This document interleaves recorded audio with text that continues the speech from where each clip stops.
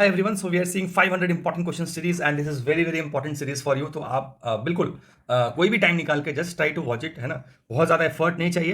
I am not saying this is only for the prelims examination, but something like we can get some important questions which you have not seen और which you have not solve. तो आप ज़रूर करो इसको. और भी आपको और क्वेश्चंस करने हैं तो आप जाओ वेबसाइट पे और जितना ज़्यादा हो सके सॉल्व करो. राइट, जितना ज़्यादा प्रैक्टिस करोगे prelims will become easy for you. एकदम बिल्कुल सीधी सी बात है. एग्जामिनेशन के एंड में कोई भी नहीं चेक करने वाला है आपने कितनी बुक्स पढ़ी, कितने आपने मेंटोर्स को किया, क्या किया, कोई फर्क नहीं पड़ता किसी को. आप एक क्वेश्चन को सॉल्व कर पा रहे हो कि नहीं, that only matters in the end. अगर आप कर पा रहे हो तो आपने पढ़ाई करी है, नहीं तो आप फेल हो. कोई लेना देना नहीं है आपने कितनी एफर्ट लगाया नहीं लगाना, कोई मानेगा भी नहीं. ठीक है, चलो. So we'll move to the first question for today is a public investment management assessment, PIMA. Okay, now this is a framework to assess the infrastructure governance for the countries at all levels of the economic development are developed by. तो ये PIMA किसने develop किया है? Okay, बहुत common और such questions are important for examination, है ना.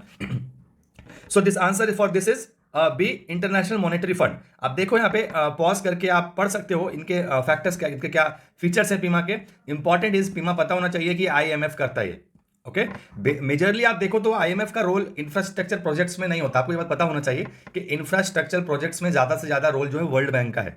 IMF का काम है स्टेबिलिटी लाना, राइट, लोन देना, किसी को सपोर्ट करना, कोई जिसका बीओपी क्राइसिस में है, नेगेटिव है, तो उनको फाइनेंशियली हेल्प करना. तो इंफ्रास्ट्रक्चर प्रोजेक्ट्स के लिए वर्ल्ड बैंक मेजरली है और आईएमएफ के लिए it's to stable economy, to go for the stable economy for other countries. ठीक है, तो पीमा का आप देख लेना एक बार इनका क्या वो है.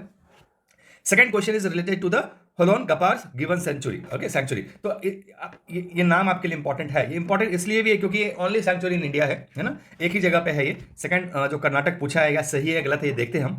And they are according the highest level of protection under the wild life protection 1972. समझ रहे हैं आप. And this sanctuary as a area with the highest biodiversity primate species of the. अच्छा, ये किसके लिए मशहूर है? It's a primate species of the protected areas. तो ये तीन स्टेटमेंट है, किसके लिए मशहूर है, कहां पर है एंड इसका लीगल प्रोटेक्शन क्या है. ठीक है, ये तीन स्टेटमेंट क्लियर है आपको.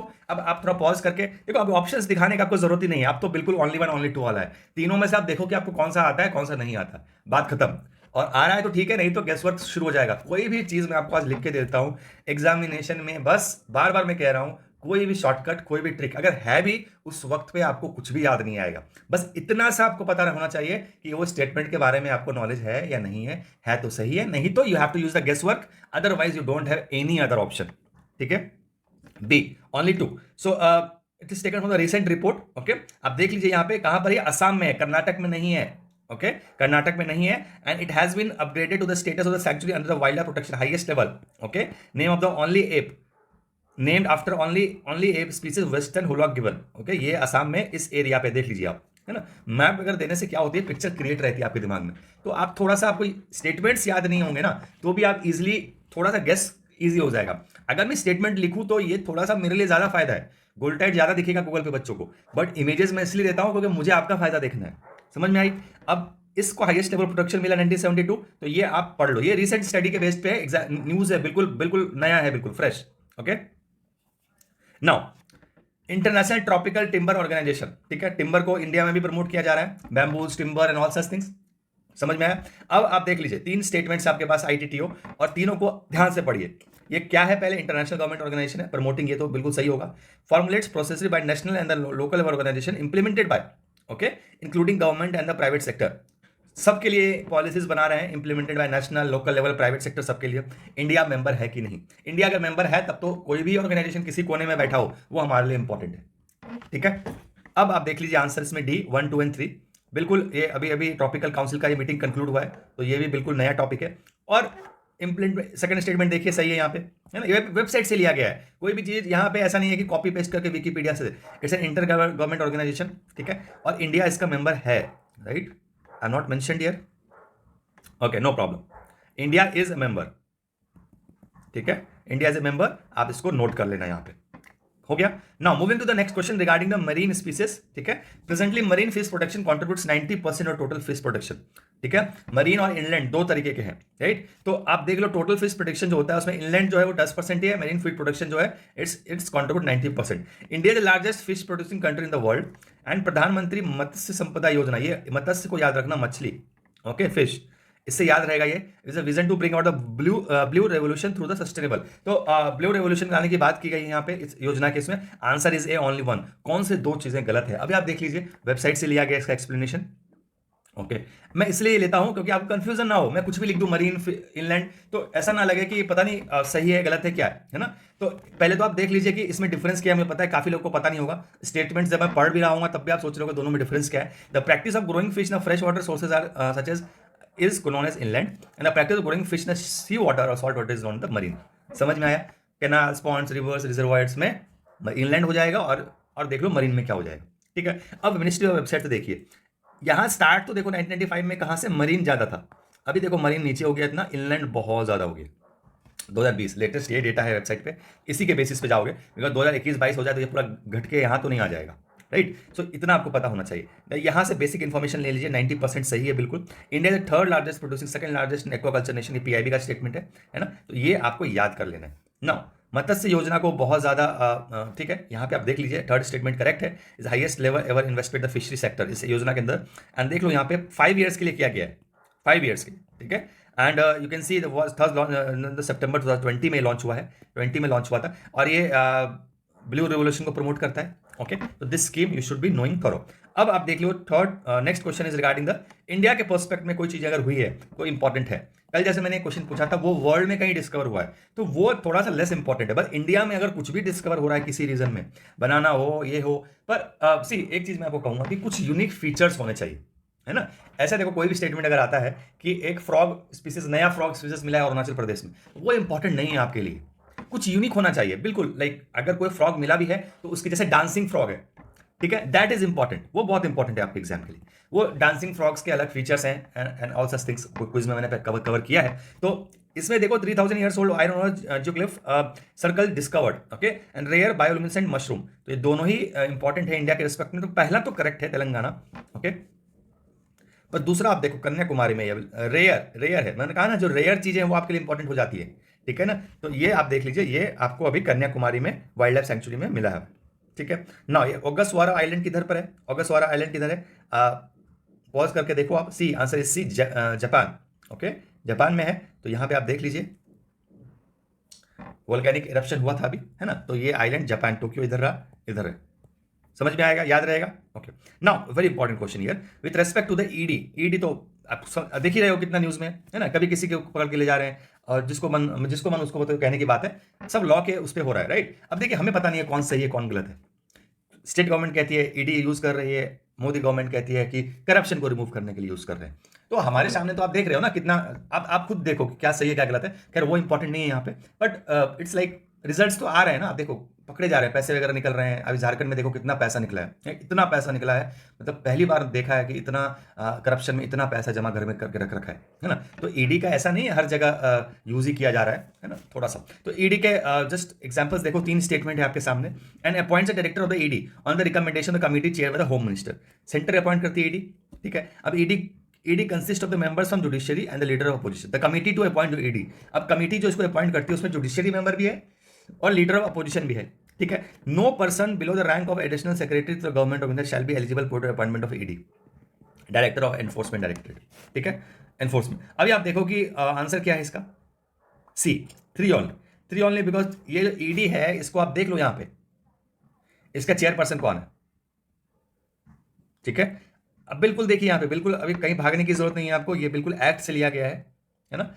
यहाँ पे देखिए आराम से बैठ के इनका चेयरपर्सन कौन है और सेक्रेटरी थोड़ा बहुत देख लीजिए। Committee take into the consideration integrity and experience, no person below the rank of additional secretary, सब कुछ इस इमेज में आपका सारा कवर है, राइट। तो इसको बैठ कर आराम से देख लो, आज के बाद कभी भी ईडी का मत भूलना, right, this is a thing. Now attorney general, next question है, अभी 3 क्वेश्चन लगातार पॉलिटी के देखेंगे हम। अटॉर्नी जनरल के बारे में 3 स्टेटमेंट है और ये पूछा गया इनकरेक्ट, ठीक है। तो he must be qualified to be appointed जज of the high court as well as the supreme court, पहली चीज ये होगी। दूसरा, in the performance of his duties he has right to audience to take part and right to vote in all courts, ठीक है। He receive salaries as per the second schedule of the Indian constitution. अभी देखो ये statement सबको पता होगा कि इसको राइट टू वोट नहीं होता है, बिल्कुल, है ना, राइट टू वोट नहीं होता है। अब अपॉइंटेड है जजेस of high court as well as the supreme court, ये देख लेते हैं हम, और कॉन्स्टिट्यूशन में क्या मेंशन है, और ही रिसीव सैलरी। तो आप देखो इनकरेक्ट, डी तीनों ही इनकरेक्ट है। पहला इनकरेक्ट इसलिए क्योंकि अपॉइंटेड जजेस सुप्रीम कोर्ट, हाई कोर्ट की बात नहीं की गई है यहाँ पे, okay. And then in the performance of his duty attorney general have right to audience in all courts in territory of India but it can not vote, it can not vote, ठीक है। और इसका जो it can not vote, ठीक है ना। Third statement क्या है, सबसे पहले तो उसको सैलरी मिलती नहीं है, सैलरी मिल जाती तो ये प्राइवेट जॉब्स नहीं उठाता, it is not only government servant, that's why he gets remuneration, salary नहीं मिलती इसको, ठीक है। जितना काम किया पैसा लिया, बाकी वो कुछ भी काम उठा सकते हैं। समझ में आया?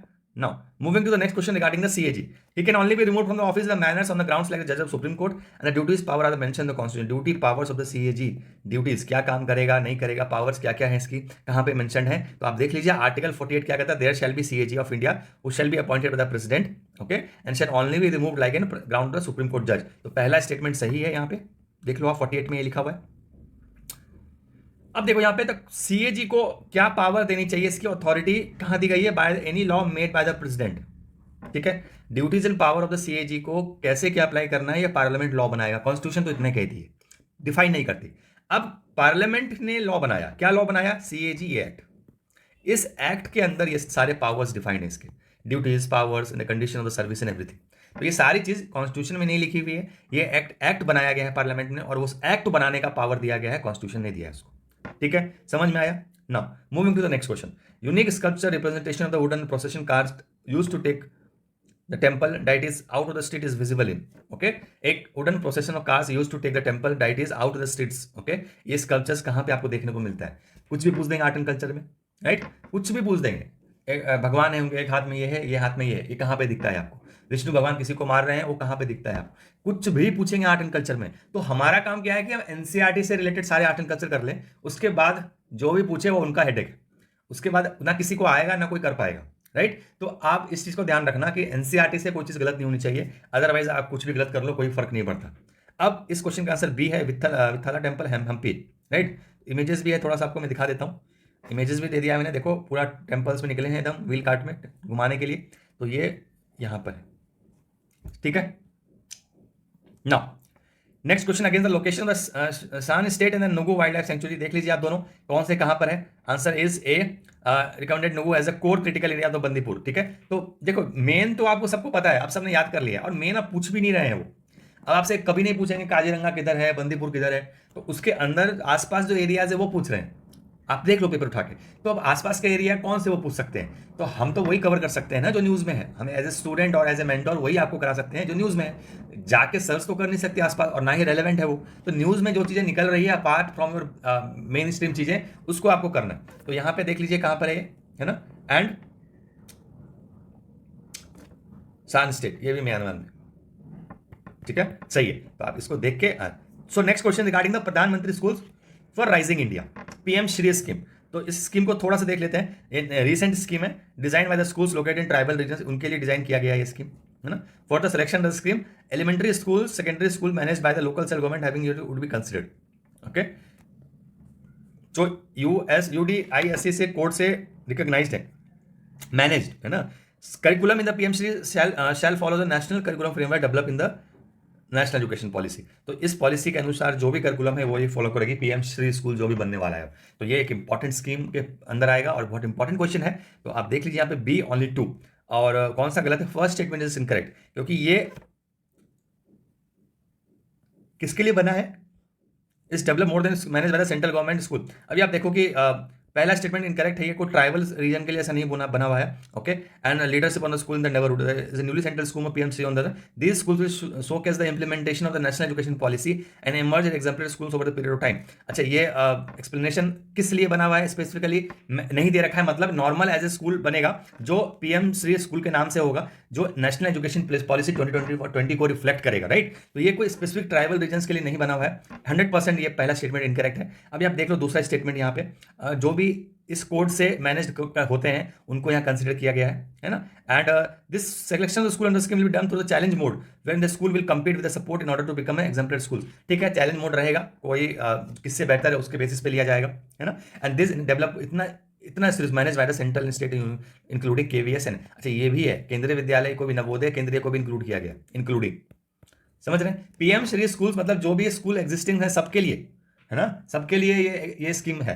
KVS हो जाए, NVS हो जाए, गवर्नमेंट हो गया, स्टेट हो गया, सबके लिए है। तो आप देख लो एक्सप्लेनेशन और इसको फॉलो करो। Last question for today is the codex alimentarius commission. अब इस क्वेश्चन को इस तरीके से देखो आपकी, it was set up by the world trade organization, है ना।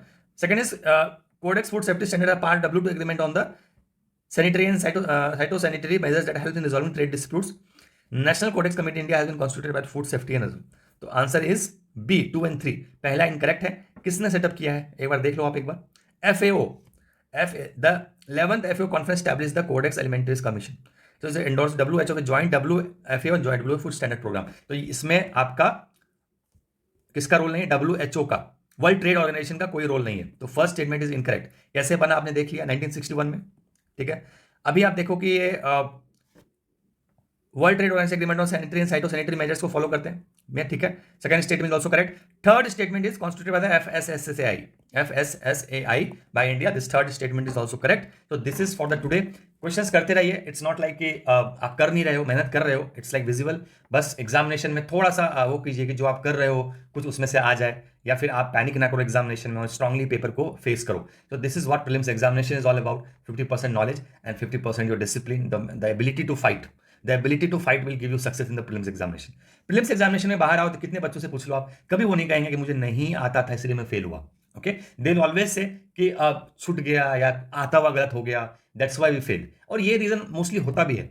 कभी आप नहीं आने की वजह से फेल नहीं होते। इट्स ऑल बिकॉज कि आपने रिवाइज नहीं किया है, अच्छी प्रैक्टिस नहीं करी है, यही कारण है मेजरली फेल होने का। तो जो आप अभी कितना भी पढ़ाई की है उसको बैठ कर रिवाइज कीजिए, अच्छे से पढ़िए, एंड देन डेफिनेटली अच्छा ही होगा। Right, hope for the best. तो will see other important questions tomorrow. Thank you so much.